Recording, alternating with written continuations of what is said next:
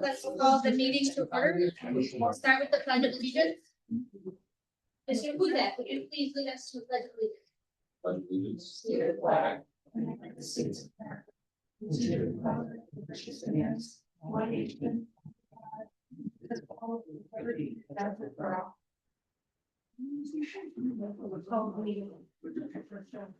We have some presentations tonight, but prior to starting our presentation, I just want to let everybody know that our board president is on the phone. He's dealing with some medical issues, but he still wanted to be able to see the meeting, and since we no longer live stream, this was his only option. So let's start with presentations. Ms. Gabby, if you're ready. Good evening, everyone. How are you doing today? I'm extremely excited to be presenting to you our senior class trip. It took a little bit. We had a date change, so our travel agent took her a minute to work with new hotels and new venues for us. So you'll see them in September, October. Here we are in January, but we're still ready to go. I believe each of you has a copy of the proposed itinerary as we have it. We are going to be heading to Ocean City this year in Maryland instead of New Jersey. We went through the same process that we usually do. Mr. Sheldon sends out the survey to all of the seniors. They respond. He takes that information. He works with the travel agent to identify locations and places for us. So the students decided on Ocean City, Maryland. We're headed away that first weekend in June. That date's set on the calendar, so you guys are going to have to remember on this piece of paper. We are staying I was going to goof this up, 3 days, 2 nights. We leave early that Thursday. We have the hail motor coach as we usually do. We'll travel down. This trip is a little longer than we've taken before. Usually like drive all the way through, but we're going to be stopping at a mall in Delaware that I'm told is large and is tax-free. That's going to give us our lunch stop. We'll then travel on down to our hotel, which is beautiful. We've actually walked past it. Our previous trips in Ocean City is going to be right on the boardwalk. There is security that's going to be there overnight for us to make sure we're all staying where we're supposed to be staying. 2 breakfasts are included and 2 dinners are included. This is a lot of time on the beach. That's what the students told us. That also helps us to keep the costs down as well. I know we all go to the grocery store and you're like, I have a bag, and suddenly it's $200 later, at least that's what it feels like. So we try to do our best to make this as affordable as possible. That first night, we're going to be having dinner at the restaurant that you can see there, Prime Rib and Seafood Buffet. And then the next night, it's at a different restaurant. We're then be headed on a boat cruise afterwards. And then on our trip back, we're going to be heading to Hershey Amusement Park. The rest of that time, we will be in the boardwalk beach area. There will always be a chaperone around for our students if they're 18 years old. So we'll be headed off to college, career, etc. So we're not holding their hands, but we do have them check in with us periodically so that we can make sure that we have what is going on. We had thought about building in additional little side trips, like do we want to do mini golf, do we want to do bumper cars, kinds of things, but that then added to the cost. So our students will be told, if you want to do extra things, you'll need to bring that extra funding along with you. But at least this way, we kept the cost relatively reasonable so that folks could come along with us and hang out with their friends and have a good time. I believe there's several different prices on the version that you guys have. We're doing the quad occupancy, so that's $864 per student. We did have a number of our students do fundraising, so that helps to take away from the cost that's got to come out of families' pockets. We do have another fundraiser coming. Normally, I would be able to say that the Utica Coffee fundraiser is happening right now. Utica Coffee is revamping their fundraising system, which I think will actually help us in the long run. We used to have pieces of paper. They're doing it electronically. Mr. Sheldon is working with them to find out what that timeline is. We do not have a definitive date, but we do have backup plans for a different fundraiser in case that falls through. The deposit will be due in February. Mr. Sheldon has not yet sent this out, this information. We wait for, of course, for the board's approval before we do that. $250 deposit in February is what we're thinking at the moment, followed by the 307 in March and 307 in April. So that is boom, boom, boom, one thing right after the other. But that final payment goes out in April and go off our venture. And we're looking to have 30 students join us.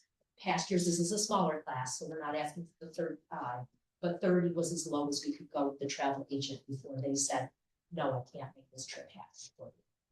Did I miss anything? What questions do you have for me? You know, like, I'm just curious on the fundraising, what percent comes from fundraising versus out of pocket? In like overall, Yeah, what you it's said? just like Um, all in. Depends on the student. Some of our students, they cover most of it. Some of our students, they'll cover part of their deposit. When you think for a second about the whole class all together, I would say that at least a third comes, like if I take the whole class, all the students going on all of the fundraising, at least a third comes from fundraising. Keep in mind that we have them pay for their cap and gown and their picnic first, because that's the thing that everybody does. We can like take that first, so they do raise more money than is available for the trip. But I would say about a third of it gets covered. We did the whole class all together. To do that, we might be underestimating. Good question, though. I'll actually have to now look at it, really see what it is. What other questions do we have? Do you guys have at least 30 students that plan on attending? I don't know, Mary. Do we have 30 students who plan on attending? I don't know. I think my pretty class close. is like 65. It's a tiny class. So Yeah. It would be like half of them. Mr. Sheldon did a straw poll. We're trying to count it. Yeah, he did a straw poll, so I think we're at 28. So 28, that's pretty close. We can get a couple more to do that. What other questions do you guys have? Just a suggestion, the coffee doesn't work. I know What do you got? the Krispy Kremes go over very well up in my house. A little too well. Big Humble cookie was enough. Oh my gosh, I've heard. I see, you know, they just did for the music department. They love those. Huge. That was huge. I looked at our fundraising policy to see what I could do every 2 months. So we would have to give 2 months to Fun Cakes to do that. So it's good. You don't want to be inundated with Krispy Kremes and Fun Cakes. So we'll come up with something. Crumbles a good idea. I didn't even know they did them. That's what I'm told. Is That would be a big one. That would be a big. So we'll see. Other question? You have a question, Mr. Cortez? No, I mean, they go to you or Mr. Sheldon to see how much money they have? Yes. basically? Yes, absolutely. Or a parent can email me as well too. I'm happy to share that information. So if you email me in the morning, I'll remember to send it to you. So there's one more fundraiser coming? Yeah, one more That's it, fundraiser. right? That's all we're allowed to do. The senior class is allowed to do 2. If we get lots of people who come to our lockdown, I think that'd be different. So That's just the a word. reminder, right? They fundraise from 9th grade up, so it's really imperative that they get Yes. there early. Yes, yes. We push the fundraising, it does help. Any questions, comments, concerns? Thank you, Ms. Betty. No problem. Okay, moving on to Board of Education Subcommittee reports. Okay, so the board operations relationship development, maybe we could talk, the 3 of us, after I just schedule that one for the next. In the School Boards Institute, there is an upcoming meeting, I think it's next week, or we scheduled with Regent Patrick Mannion. We'll be attending that. And then the policy committee, I apologize, I did postpone tonight until next February. I'll say that. But other than that, that's it for the subcommittee reports. Okay, Superintendent's report. Sure, so just some upcoming dates. On January 16th, this Friday, we're having another Shabbat distribution. Also, that same morning in the elementary school, there's an all-school assembly. It's kindness to the seasons. This is the winter theme assembly there. Next, I think it's Tuesday, the 20th, January 20th, we have the Think Pink volleyball game, and that's always a huge success, and they raise a lot of money that they go to cancers. So that's great. January 29th, you've probably seen the signs out in the community now. We have a blood drive right here at the high school. So if you're interested and available, feel free to sign up for that. And I just wanted to inform the board that we did meet with all the staff today to unveil our plan for reshaping, and we sent out a parent square message to the community. And I did jump over to the volleyball game and the basketball game right before this meeting, and the response is overwhelmingly positive. I'm not going to say everyone loves the idea. You know, there are some people that have some thoughts, but in general, everyone understands the reason for this movement. So as I said, I was very pleased with the response I've heard, and I'm going to go back to the varsity games tonight to get that feedback, because I want to hear what the community is thinking. We opened up the survey to staff today, and we will open that survey up to the community on Thursday. So we will inform what the feedback is for that. We'll continue to hold staff meetings internally to continue the dialogue. And then, as you know, on January 27th is our community forum, parent forum, auditorium right after our next board. So see what the response there is. As I said, we're so pleased, so thrilled with the support that we're seeing, not only from the staff. So thank you for that. And I think that's all I have for the superintendent's report.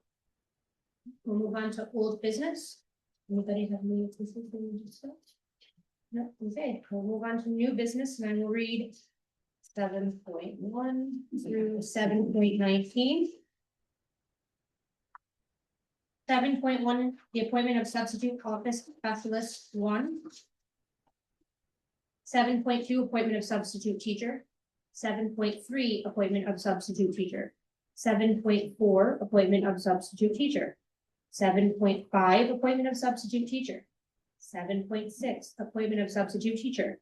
7.7, appointment of substitute teacher aide. 7.8, appointment of substitute teacher. 7.9, appointment of substitute teacher. 7.10, extracurricular appointment for 2025-26. 7.11, additional athletic appointments. 7.12, resignation of deputy auditor. 7.13, approval of deputy claims auditor for the 25-26 school year. 7.14, approval of the MOU between the Sequoia Valley Teachers Union and the Sequoia Valley District. 7.15, approval of appointment of a mentor teacher. 7.16, approval of a budget modification and grant. 7.17, approval of minutes of the December 9th, 2025 meeting. 7.18, resolution authorizing payment of bills approved by the claims auditor. 7.19, Committee on Special Education and Committee on Preschool Special Education recommendations. Anything that anyone wants to pull for discussion? And I believe we were going to table 7.15. Staff, my understanding. 15 or 14? 7.14 and 7.15, yes.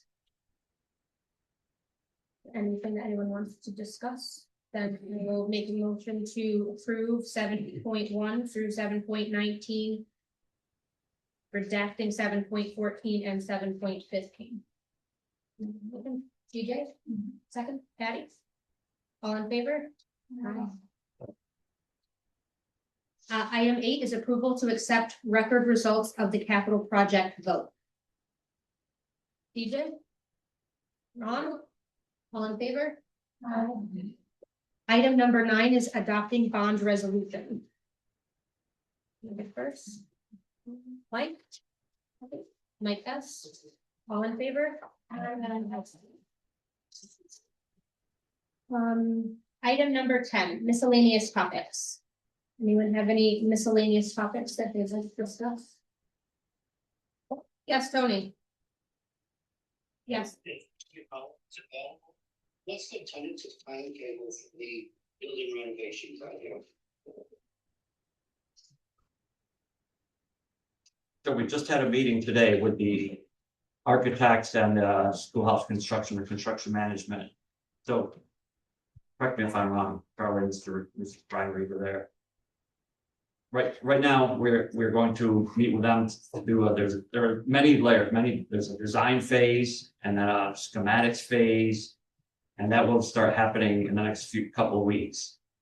And I think after that, then there's work with the construction team just to review the project, and I believe it goes to SED in the winter, right? The late 2026. November 2026, I think it goes. Yeah, in November, it will go to SED. And that's anywhere from a 2 to 6 week process. And then once it's approved through SED, now we're looking at January of 2027, where we start going out to bid. And then that will take a few weeks. And then in the spring, hopefully we'll award the bids and the work will start in the summer of 2027. Okay.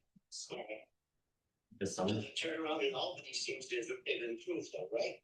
Yeah, in fact, I said sometimes they see results back as quick as 2 weeks, although they obviously weren't going to admit to that, but 6 weeks we could live with. And then the EPC, the Energy Performance Contract, that work will start this summer, so we can start right this summer. And light replacement, boiler work, and then boiler replacement. So that those savings will start to realize next year as well.